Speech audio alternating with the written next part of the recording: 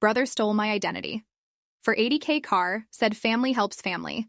Then I called police. I found out my brother stole my identity when Wells Fargo called to congratulate me on my new Mercedes-Benz. The thing is, I drive a 2015 Honda Civic with 180,000 miles and duct tape holding the passenger mirror on. The confusion in the banker's voice when I told him there must be some mistake was nothing compared to the rage that hit me when I realized what had actually happened. My name is Sarah. I'm 29 and I work as a medical technician at Emory Hospital in Atlanta. I make decent money, around $65K a year, but I'm not exactly Mercedes money. I live in a modest apartment in Decatur, split groceries with my roommate, and my biggest splurge is my monthly massage at Hand and Stone. So when Marcus from Wells Fargo told me my monthly payment for the C-Class would be $1,247, I nearly dropped my phone in the hospital break room. The worst part wasn't even the financial mess I was about to discover. It was realizing that my older brother Danny, the same guy who borrowed $20 for gas last month and never paid it back, had somehow gotten his hands on enough of my personal information to walk into a Mercedes dealership and drive away with an $82,000 car, in my name, with my credit. Using my income verification documents that I'd stupidly left at my parents' house after doing taxes last year, I pulled my credit report right there on my phone, standing next to the vending machine that's been eating quarters since 2019. The Mercedes auto loan showed up clear as day, $82,156.78 financed through Mercedes-Benz Financial Services. First payment due 3 weeks ago, already 30 days late. My credit score had dropped 127 points in a single month. My hands were literally shaking as I called the dealership. The salesperson, Jessica, was way too enthusiastic when she recognized the loan number. She started going on about how gorgeous the car was and asking if I was enjoying the premium sound system. When I explained that I'd never set foot in their dealership, there was this long pause before she said she'd have to call me back. 20 minutes later, she did. Turns out my brother had waltzed into Jim Ellis Mercedes in Marietta 3 months ago with a folder full of documents, my pay stubs, my tax returns, my bank statements, even a fake utility bill with my name and his apartment address. He'd charmed the sales team, taken a 2-hour test drive, and signed all the paperwork using my identity. The cameras caught everything. Jessica sounded mortified when she described how professional and convincing he'd been. Updated. Holy crap. This blew up overnight. Thanks for all the support. I'm reading every comment. Some of you asked if I had any idea he was planning this. The answer is complicated, and it gets so much worse before it gets better. Should I have seen the signs earlier? Danny has always been the golden child who could do no wrong, despite being wrong about literally everything since middle school. While I was studying for my medical technician certification and working nights at Target to pay for school, Danny was bouncing between get-rich-quick schemes and couch surfing at friends' places. Our parents, mom works at the post office, dad's a retired mechanic, always made excuses for him. The pattern was always the same. Danny would show up at family, dinners looking rough, spinning some story about how his latest business venture was just about to take off. He'd been selling insurance, then supplements, then cryptocurrency, then NFTs. Nothing ever stuck. But mom would slide him grocery money, and dad would let him borrow tools that never came back. Meanwhile, I'd get lectures about being more supportive of my brother's entrepreneurial spirit. 6 months ago, Danny announced he was finally getting serious about his life. He'd landed a job at a tech startup downtown, something about social media marketing. He started showing up to family gatherings in nicer clothes, talking about closing deals and scaling up operations. He even paid for dinner at Olive Garden once, which honestly should have been a red flag because Danny had never voluntarily spent money on anyone else in his entire life. I remember thinking it was weird how evasive he got when I asked about the company name or what exactly he was selling. He'd change the subject or make some joke about industry secrets. But our parents were so proud.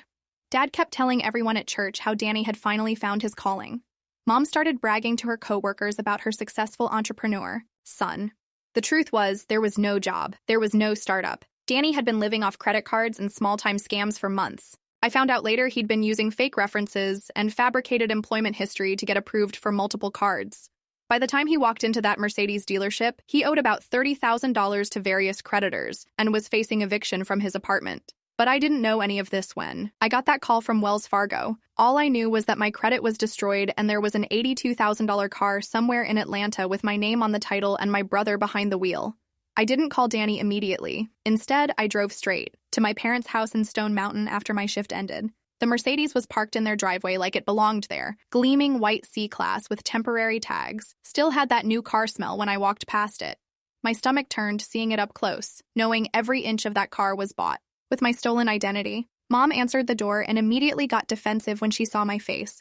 Before I could even explain why I was there, she launched into this speech about how I needed to be more understanding of Danny's situation and how family sticks together through tough times. Apparently, he'd already spun them some version of events where I was the villain for not wanting to help him out. When Danny finally came outside, he had the audacity to act surprised that I was upset. He kept insisting it was just temporary, that he was going to make all the payments himself, that he only used my name because his credit was shot from some supposed identity theft that happened to him years ago. Every word out of his mouth was a lie wrapped in victim mentality. The breaking point came when he actually said the words that still make my blood boil. Family helps family. You make good. Money, and I'm trying to get my life together. This car is an investment in my future. He gestured toward the Mercedes like he was doing me a favor by destroying my financial life. I told him he had exactly 24 hours to return the car and figure out how to undo the loan, or I was calling the police. That's when our parents really showed their true colors. Dad accused me of being selfish and threatening my own brother over money. Mom started crying about how I was going to tear the family apart over a car payment I could easily afford. The next morning, Danny called me at 6 a.m. claiming the dealership wouldn't take the car back because he'd put too many miles on it.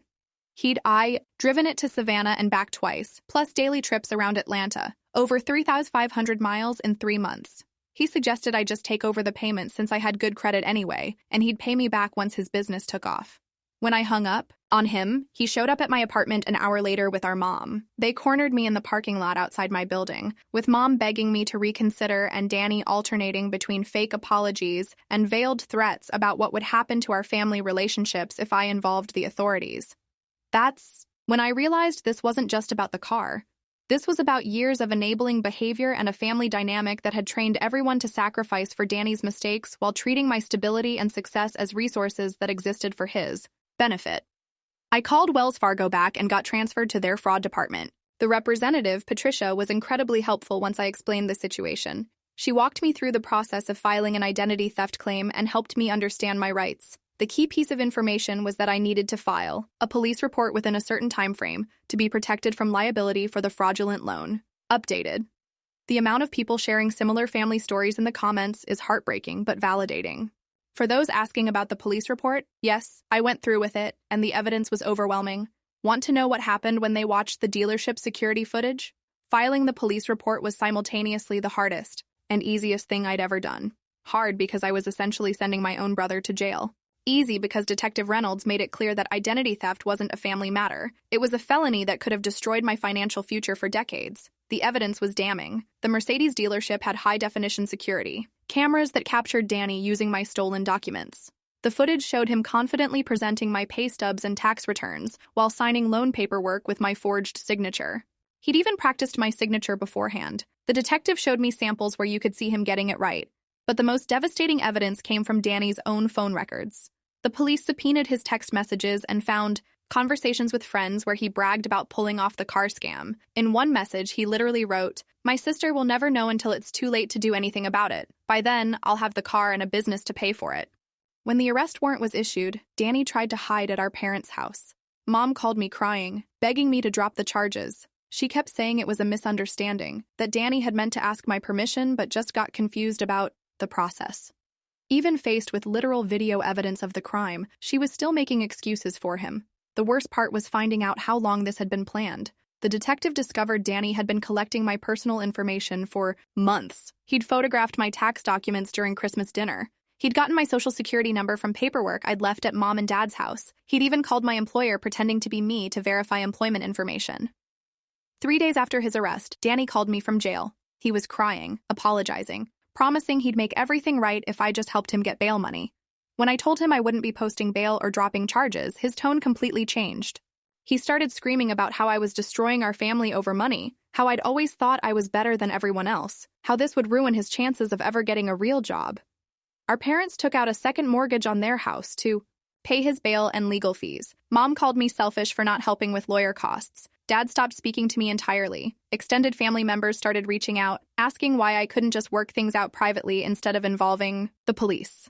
The loan company removed the fraudulent debt from my credit report, but the damage to my family relationships felt permanent. I'd exposed years of dysfunction and forced everyone to confront the reality that Danny wasn't a misunderstood entrepreneur. He was a criminal who'd been enabled by everyone around him. Danny pled guilty to identity theft and fraud charges 8 months later. He got 2 years probation, 200 hours of community service, and had to pay full restitution for the car loan plus my legal fees, about $85,000 total. The judge was not impressed by his lawyer's arguments about family misunderstandings and financial desperation. The Mercedes was repossessed and sold at auction. Danny ended up owing another $15,000 after the sale because luxury cars depreciate faster than you can say buyer's remorse. Our parents are still paying off the equity loan they took out for his defense attorney, which means they'll be working well into their 70s.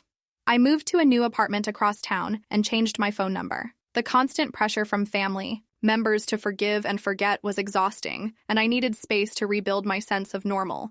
My credit score recovered within 6 months, but the trust issues took longer to heal. The most surprising outcome was discovering how many people had similar stories. When I finally told close friends what happened, 3 of them shared experiences with family members who'd committed financial crimes or identity theft. Apparently, sibling fraud is way more common than anyone talks about. I now keep all my personal documents in a safety deposit box and check my credit report monthly. I've learned to trust my instincts about people's behavior instead of making excuses for red flags. And I've accepted that some family relationships aren't worth preserving if they require you to sacrifice your own well-being.